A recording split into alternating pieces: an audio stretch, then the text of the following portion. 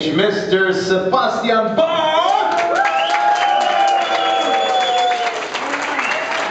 Yeah!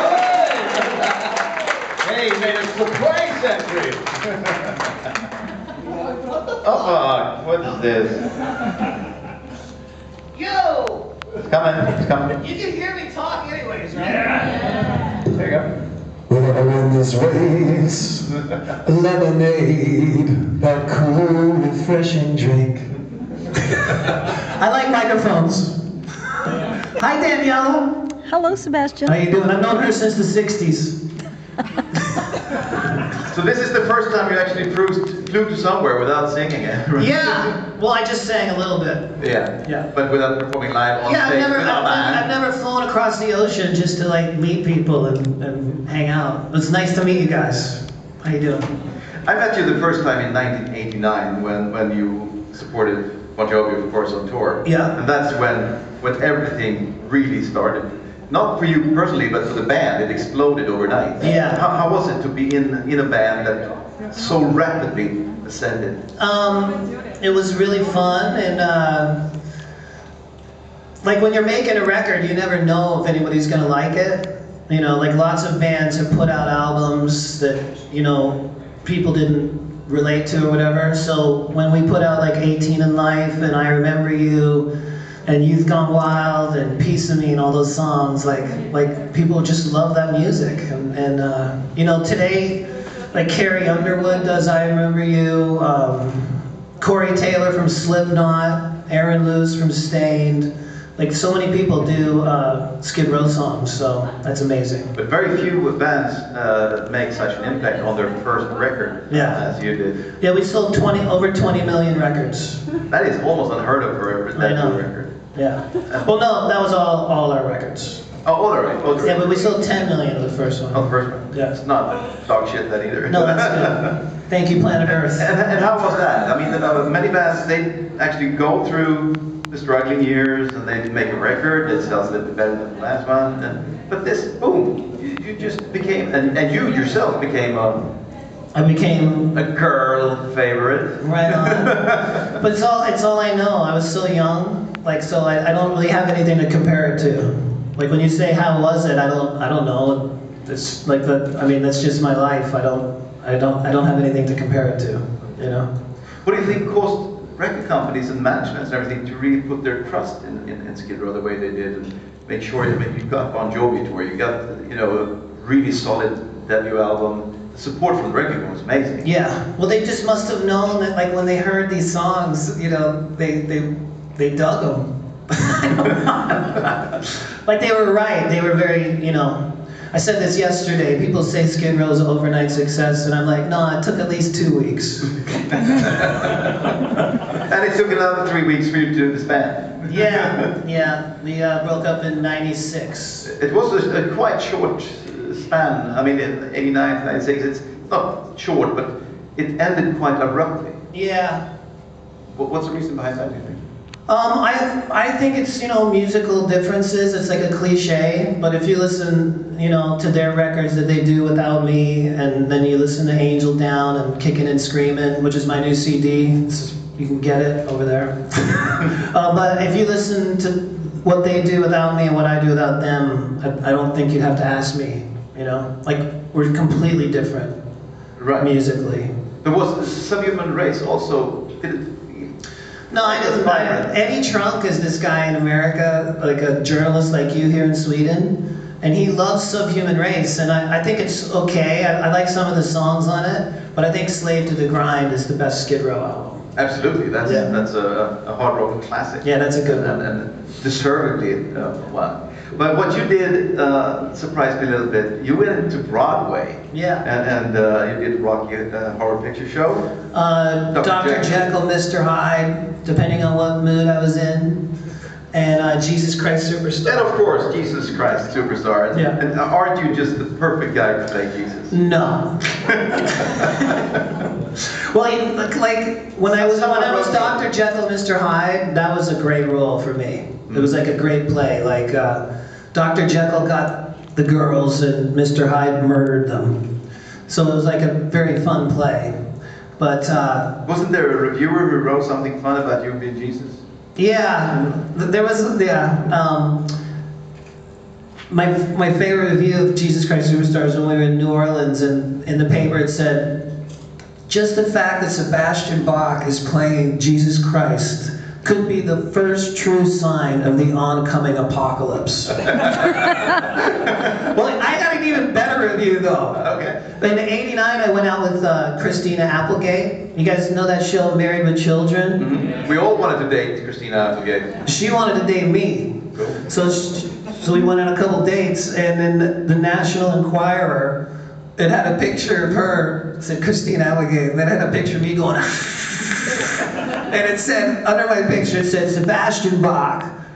Even in rock and roll circles, he is considered crude and disgusting. There you go. Thank you. Thank you very much. Woo! Let me cut that one out. Even in rock and roll circles.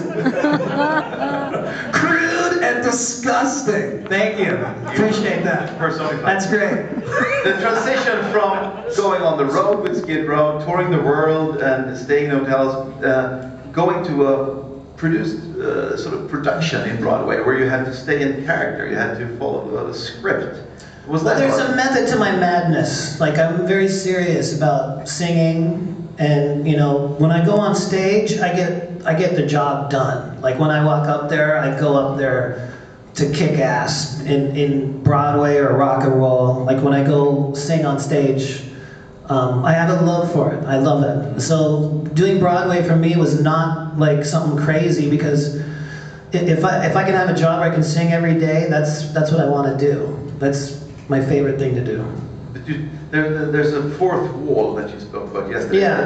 That's sort of strange because that is completely different to what you're. Yeah, in rock and roll, you're supposed to like look at everybody in the crowd, and in Broadway, you can't look at anybody because you're telling a story. So if you look at somebody, like, it breaks the story. So that was weird, to have to ignore all the people. So what did you learn from that experience to bring with you today? It improved my singing like a million times, because you're up there with the best singers in the world. You know, baritone, alto, tenor, soprano, and you don't want to be the guy that sucks, you know? So it improved my pitch. And you have some Italian vocal coach that has some special techniques for you? Yeah, there's a singing style called bel canto that Bon Jovi put me with a singer vocal coach in 1987. And if you want to be a singer, you should try to learn this technique. I see you smiling all the way back there. Yeah. And just a crash course, what is the essentials of that technique? It's like warming up your voice, like all that kind of thing, you know, doing scales, and it's quite, well, I mean, everybody has a different voice, so, but it works on, like, Tony Bennett does it, Axl, Lady Gaga, like, me and Lady Gaga have the same vocal coach. That's And Christina Aguilera, like, he teaches everybody, he's really good. We recently heard about the flooding and your house floating around in the Atlantic somewhere. Yeah, I lost my home. I got divorced, so my next record's going to be called The Hurricane Took Everything That My Wife Did It. She broke my heart, tore it all apart in one hot minute. I got way more words. We were writing it last night. The hurricane took everything that my wife did it. Thank you. Fuck you. I must say, I do love your attitude towards losing your house. What are you gonna do? What are you gonna do? But you also lost your kids collection, didn't you? Yeah, I love talking about this. I got a new record called Kicking and Screaming. Yeah. It's amazing. And we're gonna talk about that too. It's hard for me to talk about. It's like, because now every single interview I do, hey dude, you lost your house. And I'm like, killer, let's talk. Yeah, I lost it, thank you, it's great. But yesterday, it was kind of emotional when you told us how you saw Kiss the first time. Yeah, I'm not gonna go through all that again right now. Because there's new people here. I know, but Okay. I don't want to just say everything that I said yesterday. But Yeah, but there's a new crowd, so that's why. Yeah. But you do have a new record out, Yes. and it is kicking and screaming. Yeah. It's about kicking ass and screaming rock and roll. Tell us about it. I got a new guitar player, Nick Sterling, who is 21 years old. He just turned 21. He looks 12. He was -2 when we wrote Youth Gone Wild. He was literally a stain on his daddy's pant leg on the first Skid Row tour. But it's nice to do the song Youth Gone Wild with an actual youth. That's a good feature. I look around the stage, I go, fuck, there's one. But what does this mean? Because you're a few years older. What does it mean when you interact? His youth, your experience, is that it's a good... He's younger than my son. Okay. So I'm very protective of him. I'm very, sometimes too much. Like, you know, we'll be at dinner and I'll say, eat your food. He'll be like, I don't need to hear it from you. I'm like, sorry, dude. And, like, everywhere we go, they even think we're brothers or I'm his dad. And it's pretty funny. And I don't let him party too much. Like,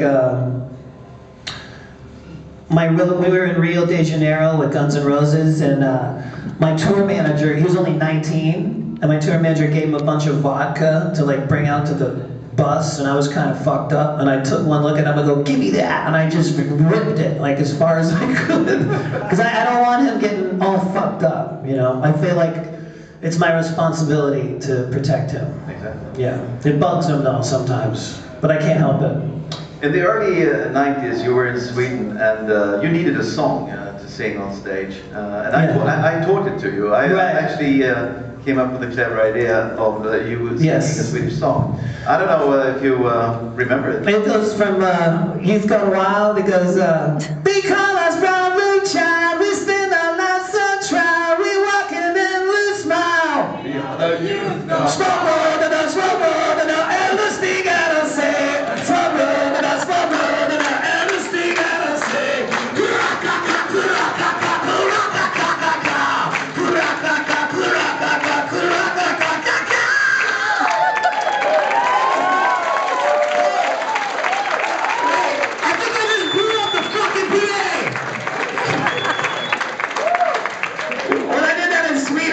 Everybody looked at each other and go, what the fuck's he do? Then they go, oh yeah!